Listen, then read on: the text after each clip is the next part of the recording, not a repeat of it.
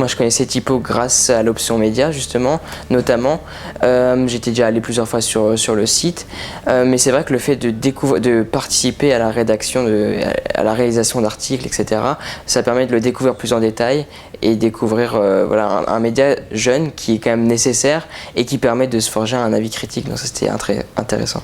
C'est un technicien que j'ai rencontré au lycée et qui m'en a parlé et qui m'a dit on cherche des lycéens motivés pour venir faire ça. Et j'ai tout de suite été emballée du projet et je me suis dit si j'en entends parler, je viendrai. Avant de venir ici, j'avais peur que, quand on m'a dit qu'on aurait des cartes de presse, j'avais peur qu'en montrant notre carte de presse, que les gens ne veuillent pas forcément nous répondre parce qu'on était des lycéens et qu'on n'était pas des journalistes professionnels. Au final, ça n'a pas été le cas parce que les gens, justement, j'ai l'impression que des fois, en fait, ils avaient plus envie de nous parler à nous les jeunes plutôt qu'à d'autres personnes plus âgées en fait. J'avais des appréhensions, oui et non, c'est-à-dire que j'avais surtout hâte d'avoir la première réunion pour savoir exactement ce qu'on allait attendre de nous, mais sinon j'étais plutôt excitée à l'idée d'être bénévole sur Chant dans la rue. Je suis du genre plutôt stressée. Du coup, la première fois avant de venir ici, j'étais un peu réticente, j'avais un peu peur, je me demandais comment ça allait se passer et finalement ça s'est très bien passé. Je pense que j'étais surtout un peu inquiet de devoir interroger des gens qui paraissaient au premier abord assez impressionnants. Un directeur artistique par exemple, vers lequel on n'irait pas forcément s'adresser tous les jours, ou vers un milieu par exemple les arts de la rue que je connaissais pas forcément, donc savoir poser la question qui soit en rapport. Avant de commencer Typo dans la rue, oui, j'avais quelques appréhensions, savoir si j'allais être à la hauteur de ce qui était demandé et si quand j'allais être devant des artistes ou j'allais faire des interviews, j'allais pas être comme un imbécile entre guillemets où mes questions n'auraient pas été très pertinentes et que les artistes m'auraient pas pris au sérieux du fait que je sois un lycéen. Je savais qu'on allait être encadré, d'ailleurs par des gens super. Et ouais, j'imaginais ça un peu comme ça. Par contre, la seule chose que je ne savais pas, c'est que j'allais aussi bien m'entendre avec toute l'équipe, même les autres élèves. En arrivant, j'avais envie de faire de la vidéo. Et après, ils ont tout de suite su nous montrer qu'on pouvait faire tout, n'importe quoi, vraiment ce qu'on voulait. Donc même écrire des papiers, c'était plutôt sympa. J'avais vraiment envie de faire de la vidéo et je pensais faire que ça parce que le reste ne m'intéressait pas. Mais finalement, j'ai quand même tenté de poser des questions lors d'interviews et ça m'a plu. Et donc j'ai pu découvrir de nouvelles choses au sein de Typo. Le fait qu'il y ait un journaliste de TF1, c'était agréable, on se sentait déjà plus à l'aise puisque vous donnez des conseils qui étaient assez précis, toujours bien sûr pertinents.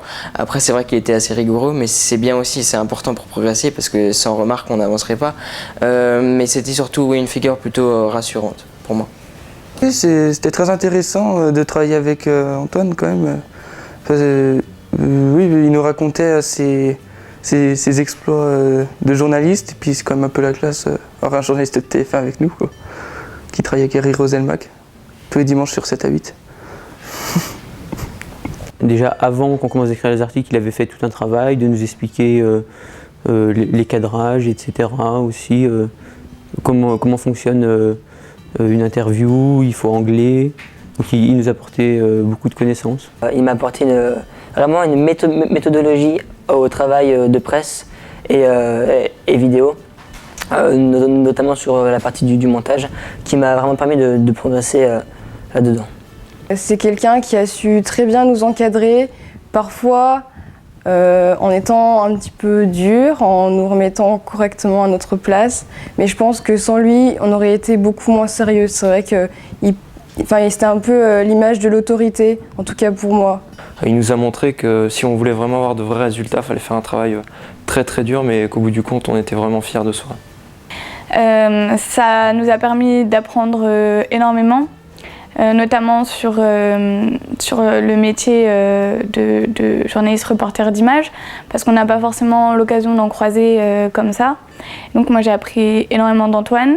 S'il n'était pas là, j'aurais pas produit un bon travail de qualité parce que rien que la vidéo, moi j'avais un vieux réflexe de faire des zooms et du coup il a réussi à corriger ça. Sa présence m'a permis de m'endurcir. Voilà, ça m'a permis de... et puis aussi de connaître, parce qu'il nous a donné pas mal d'anecdotes, il nous a donné beaucoup d'informations sur ce qu'il faisait, et donc moi ça m'a permis beaucoup d'avoir d'informations sur ce qu'il fait, sur comment c'est réellement derrière les beaux reportages qu'on voit tout fait tout propre sur la télé, le travail derrière quoi. C'était très intéressant de travailler avec 18 autres personnes de mon âge. Au début, j'appréhendais un peu, j'avais peur un peu qu'il y ait une mauvaise cohésion, mais finalement tout le monde s'est bien entendu. Et ce qui est intéressant, c'est que chacun apporte ses connaissances, chacun apporte sa méthode, et du coup ça permet d'échanger, de prendre ce qui me manquait, et inversement, et afin de pouvoir créer quelque chose de nouveau, d'apporter des nouvelles choses dans ce que nous on fait. Et donc c'est très intéressant cet échange un peu... je trouve pas trop de mots, mais voilà, cet échange entre différents lycéens. J'avais pas conscience que le métier de journaliste c'était autant de travail. Je pensais pas qu'il y avait besoin de...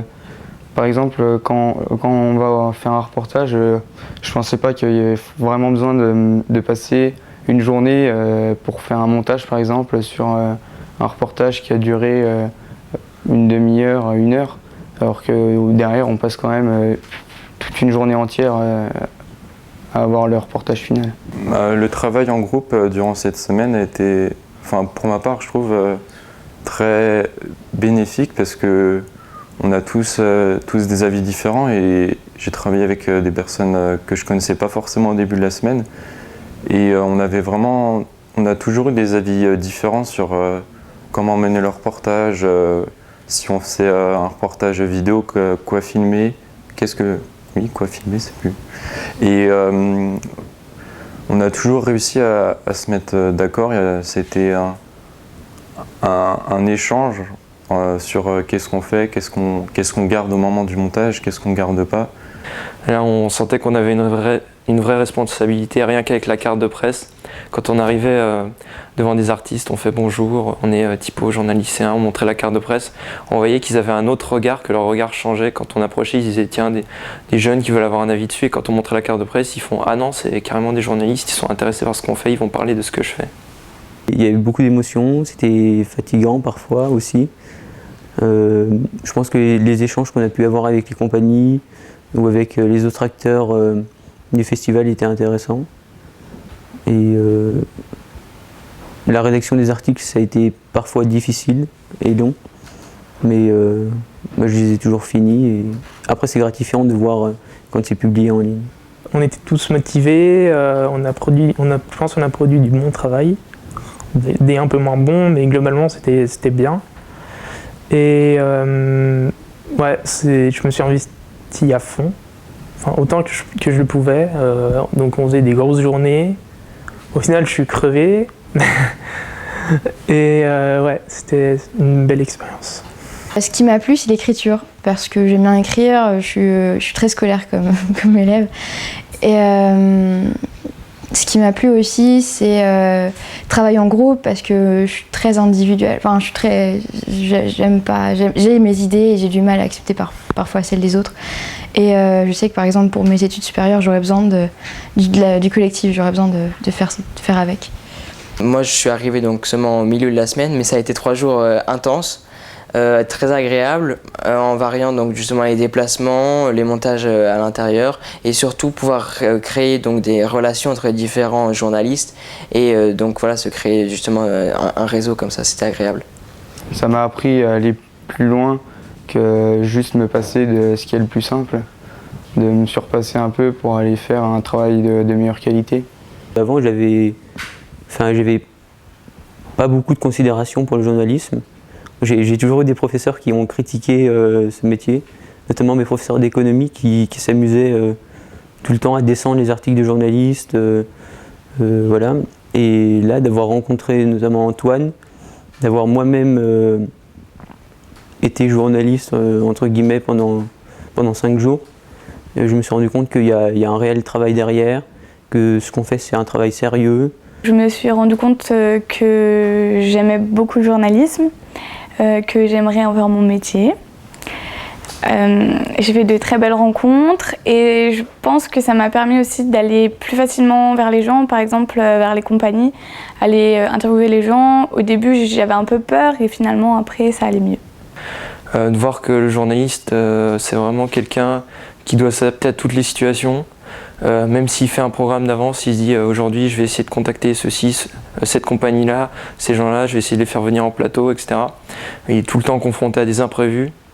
Il y a tout le temps quelque chose qui est sur le feu, qu'il faut vite finir si on veut rattaquer autre chose et pouvoir tout mettre en ligne, donner le plus d'infos possible.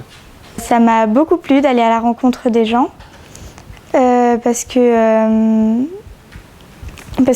déjà le métier de journaliste c'est ça, c'est aller face aux gens et savoir les connaître un petit peu plus, comprendre ce qu'ils ont à dire. Voilà, je n'ai pas d'expérience, donc je reste à mon statut de lycéenne. Mais voilà, grâce à l'accréditation de Chalon dans la rue et aux personnes qui nous ont encadrés, on a vécu une expérience de journaliste professionnel. Si je devais donner 2 mots, décrire ma semaine en 2 mots, ça serait trop top. Je pense que les gens que j'ai rencontrés ici, je les reverrai et qu'on écrira peut-être des articles ensemble ou peut-être qu'on continuera l'aventure typo tous ensemble pour les plus motivés d'entre eux. Le journalisme, j'en avais un peu une image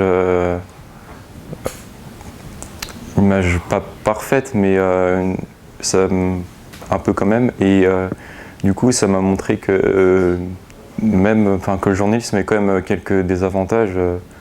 Par exemple, finir tard des fois le soir, mais je me suis rendu compte que ça ne me dérangeait pas parce que j'aimais ce que je sais, j'aimais faire des articles, j'aimais aller interviewer des gens, même s'il y a toujours une petite appréhension avant, mais voilà, j'aimais faire des productions audiovisuelles, j'aimais voir ensuite sur le site ce que j'avais fait, pouvoir voir qu'il y avait des personnes qui pouvaient voir notre travail et que surtout c'était aussi une reconnaissance. Ça m'a donné envie de continuer de travailler dans la presse, mais plus comme caméraman. Parce que c'est ce que je préfère en fait, filmer. Après tout le reste ça m'intéresse moins. Mais oui, j'aimerais bien filmer dans la presse, pour TF1. Sur 7 à 8 tous les dimanches. Ça me conforte complètement dans le métier de journalisme parce que tout ce qu'on a vu cette semaine, c'était vraiment ce que je veux faire. J'ai beaucoup pris de plaisir à être ici, à être tout le temps en train de courir, même manger ultra tard, dormir ultra tard. C'était vraiment super. Je pense que je pourrais, si j'ai l'occasion, je le referai. Et même, je me suis dit, si Typo existe encore l'année prochaine, à la rentrée, j'aimerais bien faire partie, quoi. Mais je sais pas si j'aurai le temps.